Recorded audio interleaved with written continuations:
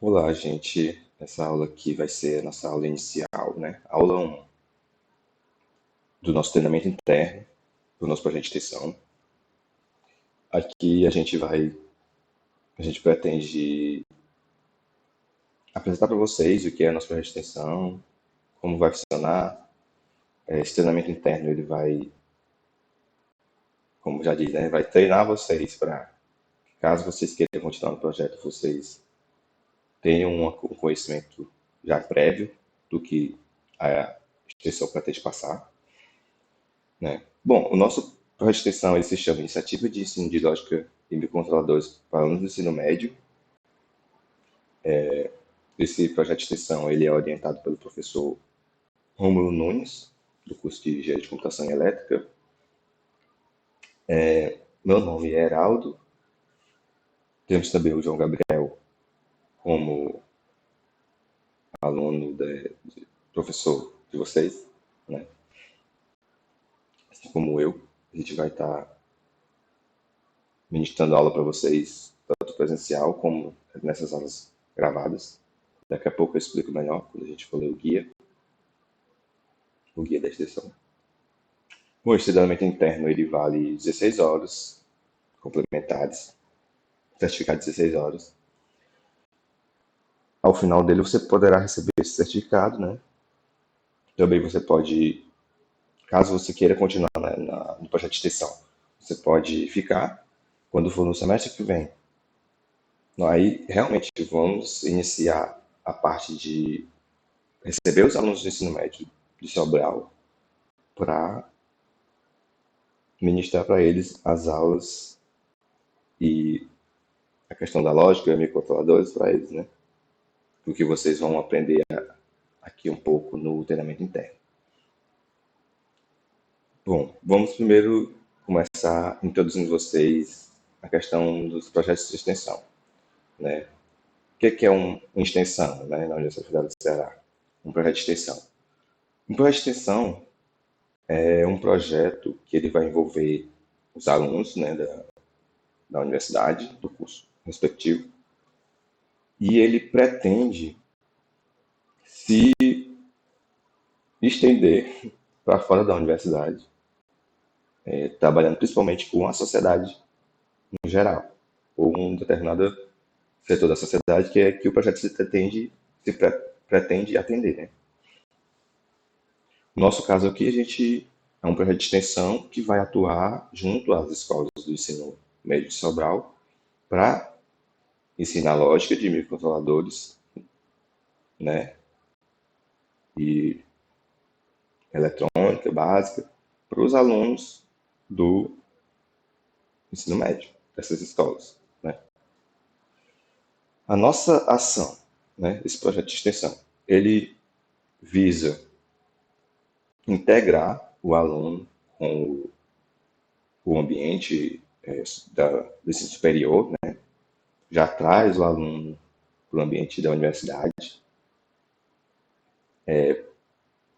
principalmente aqui na nossa área, né, no nosso curso de Engenharia de Computação e Elétrica, trabalha bastante com essa, principalmente curso de elétrica, trabalha bastante com essa área de microcontroladores, a parte eletrônica, né, digamos, eletrônica.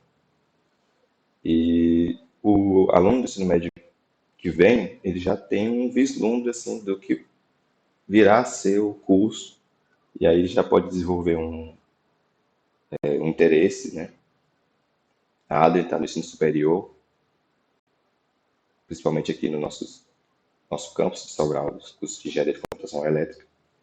Aqui a gente vai trabalhar também a parte de lógica, né, parte de programação, a gente vai trabalhar um pouco com programação em blocos, depois um pouco em linguagem de programação assim, propriamente dita.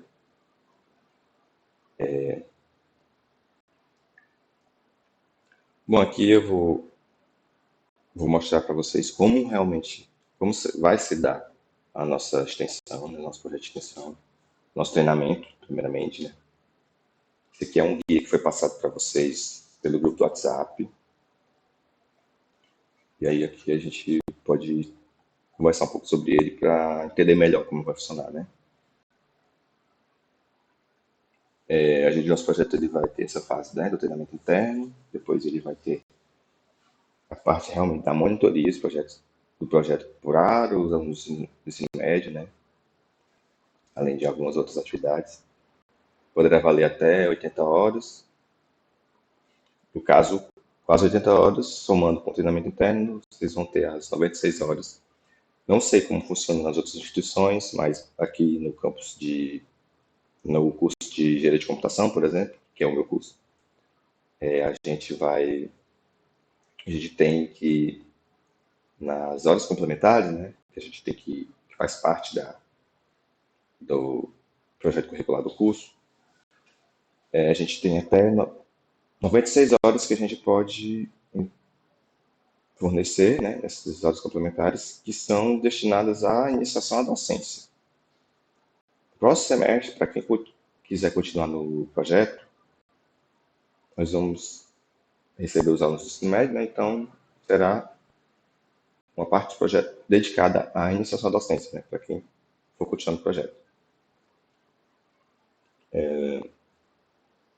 Nosso projeto, o nosso parte do treinamento interno vai durar 4 semanas, né, serão 8 aulas, 2 aulas por semana. A gente vai trabalhar com algumas ferramentas, que é o Scratch e o Tinkercad. O Tinkercad ainda mais para quem vai ficar acompanhando pelas aulas EAD, né, por esses vídeos. Ainda agora, nessa aula eu vou explicar para vocês o que é o Scratch, o que é o Tinkercad.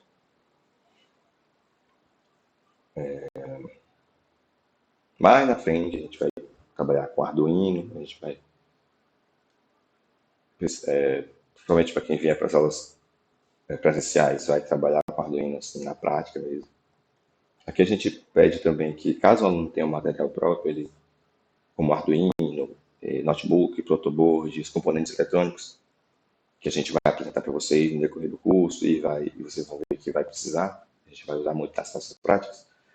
Caso o aluno tenha, ele pode trazer, a gente pede que ele traga, né? Porque vai ajudar muito a gente, né, no desenvolvimento das práticas, né? Aqui a gente vai ter aulas de segunda e terça, de 6 às 8 da noite, com o João Gabriel. As minhas aulas, né, ficarão na terça-feira à tarde, 3h30 às 5h30, e quinta-feira, de 6 às 8, né, da noite. Vão ter também as aulas extras para reposição, de 8h30 às 10 horas com o Renan, também quarta-feira às 8h30, 10h30 com ele também, e vai ter com o João Gabriel na segunda-feira de 3h30 às 5h30, e na quarta de 6h30 às 8 horas. 8 horas, né? Aqui em cima, onde eu falei que tem as aulas, 2 aulas por semana do João Gabriel, 2 aulas por semana minha,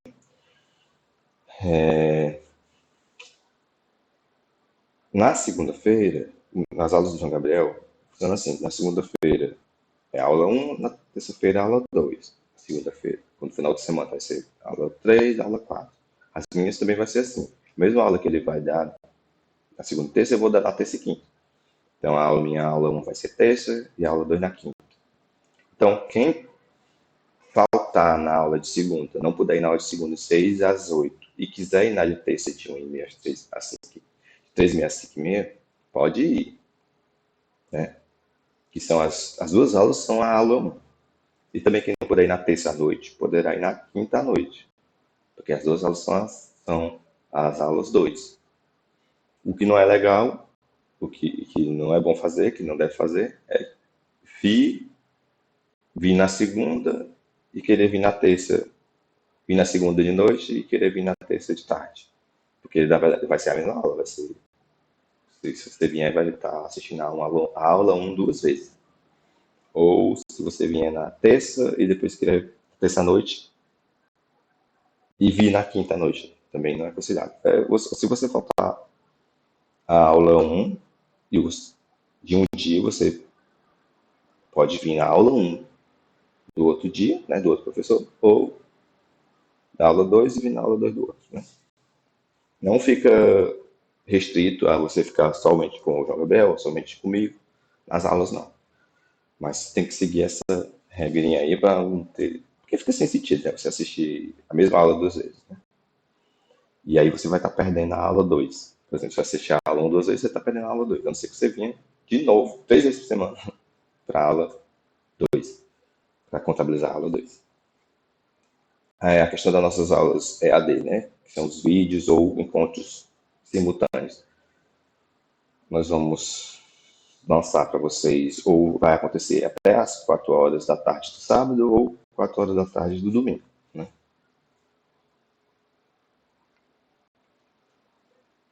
O aluno ele vai poder fazer o curso totalmente EAD, se ele não puder realmente vir para as aulas, das aulas presenciais. Mas para isso o aluno vai ter que ter acesso à internet, né? Ter como fazer nossas práticas e assistir os vídeos. Claro que as aulas também dá para assistir pelo celular, mas as práticas, onde a gente vai apresentar para vocês alguns programas, então eles só vão poder ser instalados nos computadores, então não tem como vocês fazer pelo celular, né? Fica melhor pelo computador. Não serão simultâneos, pode ser que aconteça de ser simultâneo, né, as aulas EAD, mas normalmente não vai ser. É ideal, né, e o aluno deve vir pelo menos uma vez por semana para os laboratórios, né, para se familiarizar com os equipamentos, né, participar da montagem física. Para quem vem para a aula prática é bem mais interessante, né, porque realmente vai colocar a mão na massa e fazer, né. As reposições, elas ficam destinadas principalmente ao término das práticas, que caso não tenha dado para terminar na aula teórica normal, né?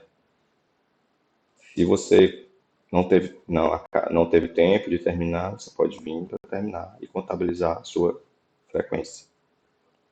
Aqui a gente tem o link da frequência, que a gente vai, a toda aula tá alimentando, né? Para a gente fazer a chamada lá, vai estar preenchendo aqui, e aí vocês vão estar podendo acompanhar e ver como é que tá. Se a gente cometer algum erro, você pode falar com a gente, para a gente corrigir. Aqui a gente fala na questão da porcentagem de participação, né, para a frequência. A gente reforça que o aluno deve ter no mínimo 75% de participação, né, para que tenha a declaração de treinamento. Então, a gente pede que pelo menos 6 práticas devem ser feitas, né.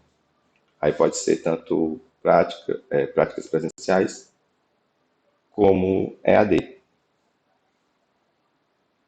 Aqui a gente tem sobre a extensão do curso da parte dos jogos, né? Vai ficar responsável pelo William.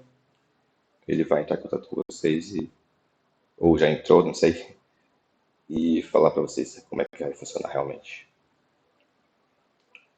Aqui é o nosso conteúdo programado, a gente vai ter na aula uma introdução do curso, as ferramentas, falar alguns conceitos físicos, conceitos eletrônicos, conceitos físicos para circuitos eletrônicos.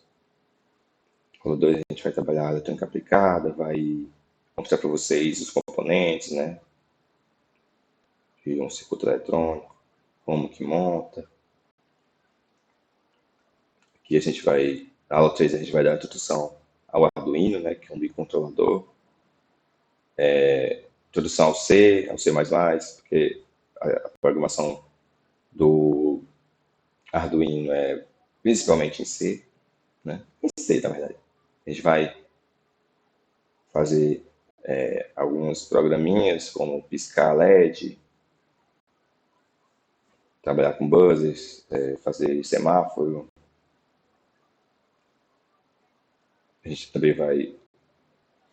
O Atmega, ele é o microcontrolador do Arduino, né? O Arduino é a IDE, interface desse microcontrolador. E a gente vai apresentar para vocês alguns comandos, né, referentes a esse microcontrolador. A aula 4 a gente vai trabalhar os sensores, a gente vai elaborar e construir um circuito que terá um radar ultrassônico, né? Também ele vai trabalhar com display LCD, vai mostrar a questão da pinagem, né, e a integração com o circuito. Aula 5, nós vamos trabalhar com os motores e display, explicar para vocês que são microservos, motor de passo, motor TC, drives de motor. Aula 6, nós vamos trabalhar com uma prática sobre o display BCD, né? A apresentação do display de 7 segmentos,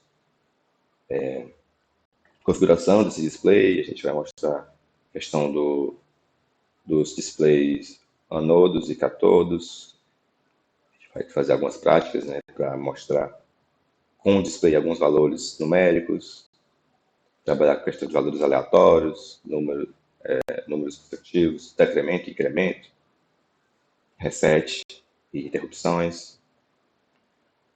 E aqui na aula 7 e 8 nós vamos trabalhar com a questão do carro, do carrinho. A gente vai montar ele, vai controlar ele por controles analógicos. A gente vai explicar para vocês o que é fonte H, fonte externa, vai mostrar como é o funcionamento desses componentes. E nós vamos programar o carro, montar e programar e fazer funcionar. Né? Bom, né? Aqui eu vou apresentar para vocês alguns conceitos físicos que a gente vai ter que saber, né, para entender melhor como vai estar funcionando a nossa, principalmente a nossa parte prática, né, da extensão. A gente vai explicar o que é corrente, o que é tensão e resistência, né, primeiramente. Corrente a gente pode conceituar como o fluxo de cargas elétricas, né, passando por algum componente, algum fio, alguma coisa assim. A gente pode fazer uma analogia a um fluxo de água passando numa mangueira, né? Essa água passando na mangueira, a gente pode entender como a mangueira sendo um fio e a água passando sendo a corrente, né? Aquele fluxo de água é a corrente.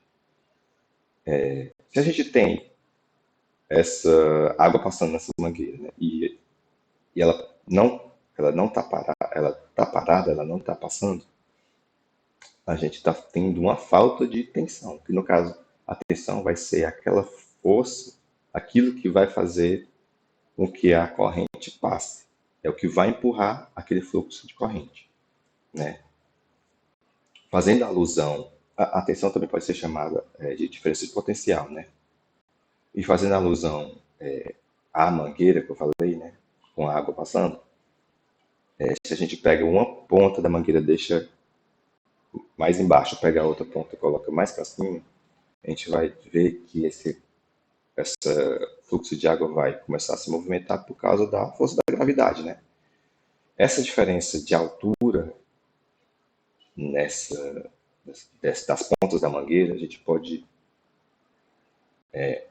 fazer uma analogia com a diferença de potencial que vem se a tensão vai fazer com que a corrente se movimente por um fio, por exemplo, ou por algum componente.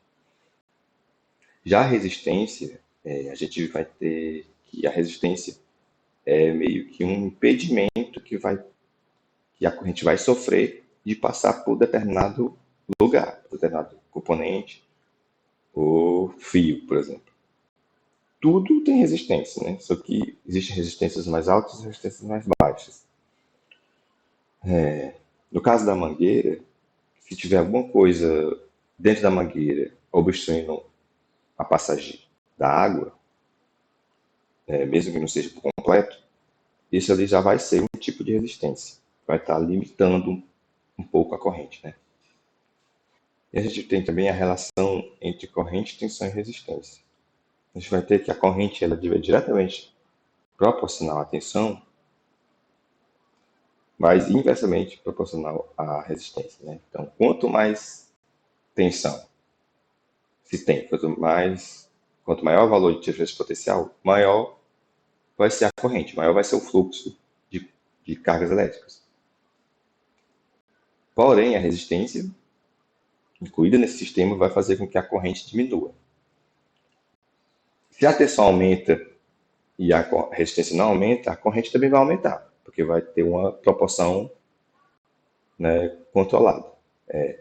A tensão vai aumentar, a corrente vai aumentar. Mas se essa tensão aumenta maior a resistência também aumenta, a corrente não vai aumentar, né? No caso anterior, ela aumenta, mas mantém uma proporcionalidade. Nesse caso aqui, ela não aumenta por ter uma proporcionalidade entre tensão e resistência. Não sei se ficou muito bem explicado, mas na prática vocês vão entender melhor, né?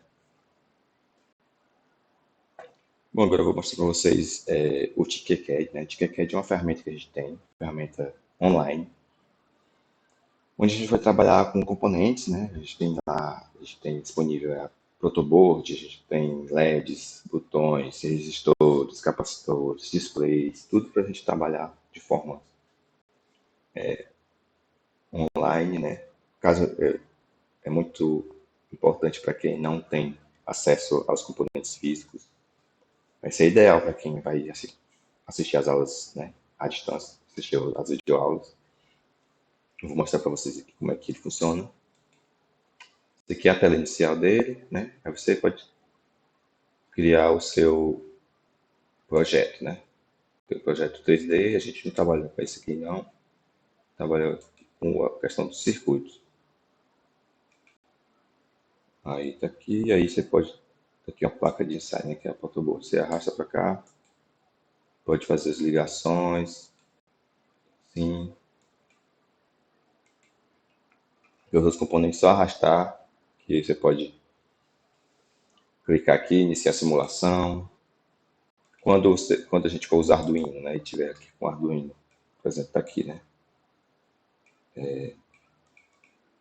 ele, ele é um componente que é programável, né, então a gente vai poder trabalhar tanto com programação em blocos, a gente pode observar aqui, como programação textual, né, realmente, com código mesmo de programação. Aqui a gente tem um código em C++, né, que é a linguagem de programação que a gente programa em Arduino.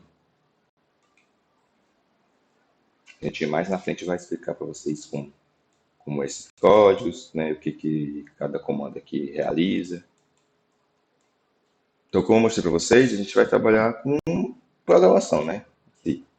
Mas aí a gente tem que também entender o que é lógica de programação, né? Lógica de programação é uma forma de pensar para se programar, no qual a gente vai utilizar algoritmos para resolver os problemas que a gente tem, que a gente está se pretendendo a resolver. Um algoritmo, a gente pode dizer que ele é como se fosse uma receita, né? São passos que você tem que seguir de acordo com os requisitos que você precisa cumprir para se chegar no resultado que você está querendo, né? No caso, esses algoritmos, né, na programação em si, a gente utiliza as linguagens de programação, né, para realizar o desenvolvimento desses algoritmos, né, para obtenção de resultados. Nós temos a linguagem de programação como C, né, C++, Python, Java, esse tipo de linguagem de programação, né. No caso, aqui a gente vai trabalhar só com C.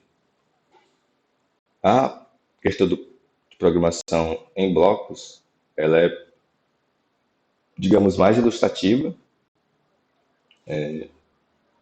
uma forma de a gente entender melhor como a gente pode fazer o que a gente está querendo fazer, né? Na questão da programação, nós temos programação e linguagem de programação voltadas para software e hardware.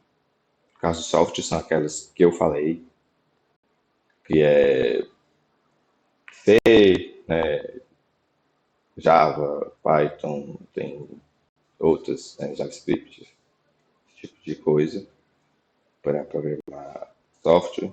Também temos a questão do hardware, né? Programação para hardware. No caso, a principal utilizada é a linguagem Assembly. Nesse caso, essas programações a gente pode classificar elas como linguagem de alto nível, linguagem de baixo nível. As linguagens de alto nível são as linguagens de programação que vão trabalhar mais próximo à pessoa que está programando, digamos. É a linguagem de programação que a pessoa vai programar para poder manipular um software, por exemplo, né? Ela está mais próxima do entendimento humano. Já as linguagens de programação voltadas para hardware, que é as linguagens de programação de baixo nível, só o hardware vai trabalhar com elas e vai entender elas, né? Então, a gente pode dizer que as linguagens de programação de alto nível trabalham com as linguagens de programação de baixo nível para se fazer entender na questão do rastro, né? Nós vamos também apresentar para vocês aqui a questão, também uma ferramenta online, que é o Scratch, né? Esse Scratch a gente vai apresentar para vocês assim, de forma básica. É uma parte, é uma ferramenta que vai utilizar programação em blocos, como eu falei, né? Vou mostrar aqui para vocês. Aqui a gente tem esse gatinho, né, que é um personagem. A gente pode trabalhar com ele fazendo passando para ele algumas funções que ele deve fazer, né? A gente pode aqui usar os controles.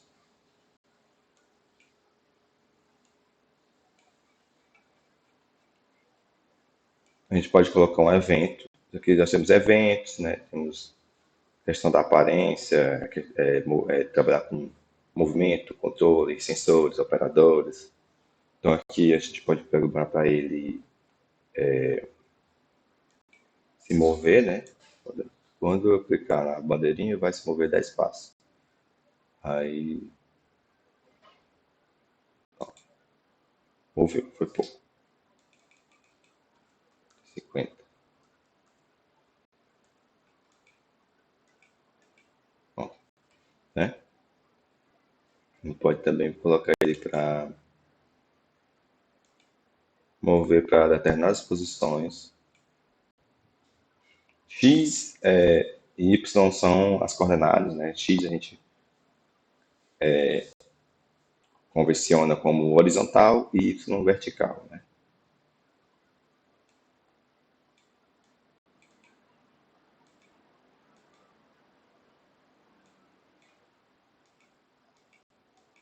Que está subindo, ó.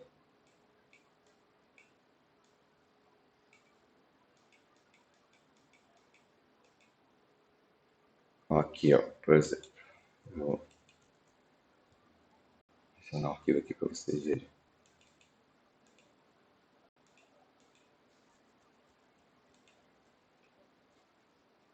Aqui, ó. Esse código aqui, ó. Tá. Isso aqui pega um evento, aqui, tá aqui, ó. Quando a tecla tal for clicar, for apertada, for pressionada. Aí que a gente pode mudar esse valor, mudar qual pode ser essa tecla, pode ser seta para cima, para baixo, direita, alguma letra. No caso, ó, a gente pode apagar tudo aqui.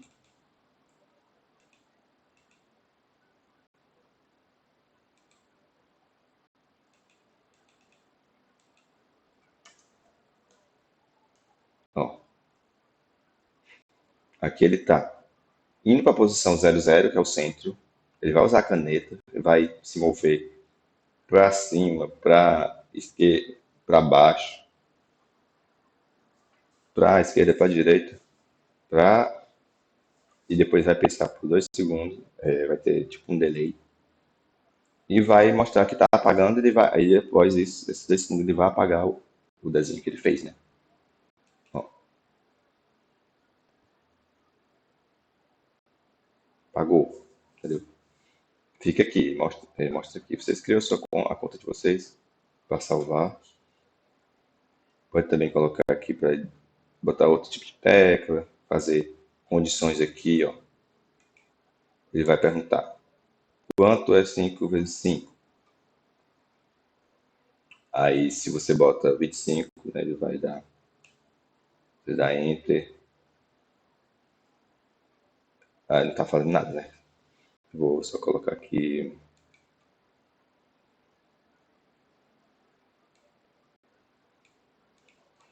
E ele está aqui, ó. Acertou. Tô miserável.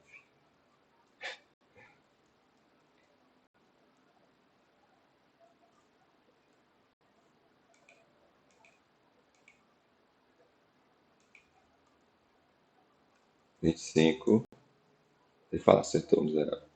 Se eu errar, né? ele vai dizer que errou. Tá aqui. Aqui já é outro. Fazer operações, dizer qual é o maior número. Funciona assim, você vai adicionando os blocos, existem vários tipos de opções aqui, os operadores. Essa bolinha redonda, porque a gente vai estar trabalhando com resposta, que é para comparar, né? Comparar, ou para utilizar para fazer operação de soma, subtração, multiplicação, divisão. Aqui que é a comparação, né? Pode usar mais, menos, igual. Pode usar condicionadores de i ou operadores, né, de i ou. Esse aqui, ó, de controle, é onde a gente pode utilizar controles de repetição, pode utilizar se não, pedir para esperar, se repetir, né, novamente, que é como se fosse um for, um while. Bem interessante. E também queria mostrar para vocês aqui o Ever3 Class 1. Espera abrir aqui.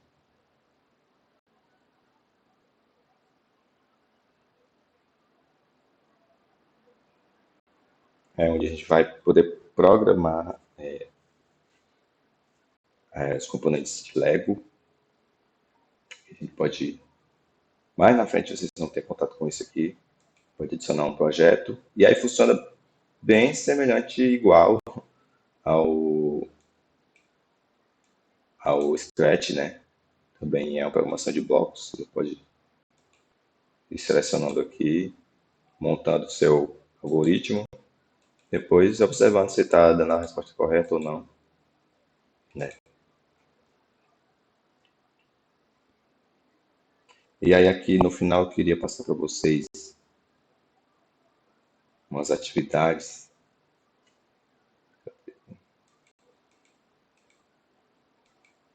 Aí eu vou pedir para vocês utilizarem o Scratch, né? O EV3 não é obrigatório agora, não. Mas quase que fosse a mesma coisa, né? Então vocês podem utilizar o Scratch para resolver esse tipo de problema aqui, né? Criar um algoritmo que o usuário vai inserir 3 números e aí vai exibir, você pode colocar como um pensamento, qual dos 3 números é o maior.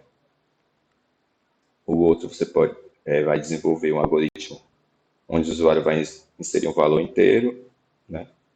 E aí o programa vai dizer se esse valor é par ou ímpar. E no caso aqui, você vai, também, nessa última questão, você vai desenvolver um algoritmo no qual o usuário vai escolher uma operação a ser realizada, né, entre adição, subtração, divisão e multiplicação. A partir dessa resposta do usuário, da opção que ele quer, você vai trabalhar e pedir mais 2 valores do usuário, onde vai realizar a respectiva operação que o usuário deseja que seja feita, né? Então, e aí no final você apresenta com um pensamento também. Questão, você apresenta o resultado, né? Qual é o valor daquela operação. E aqui essa atividade é a que a gente vai trabalhar com vocês, para quem vai ficar nas aulas AD ou vai participar só da aula 1 em EAD, para ir contabilizar a frequência de vocês, né? Bom, gente, muito obrigado. Espero que vocês gostem do nosso curso, do nosso treinamento. Esse vídeo aqui vai ficar disponibilizado para vocês no YouTube da nossa extensão. A gente vai mandar o link para vocês.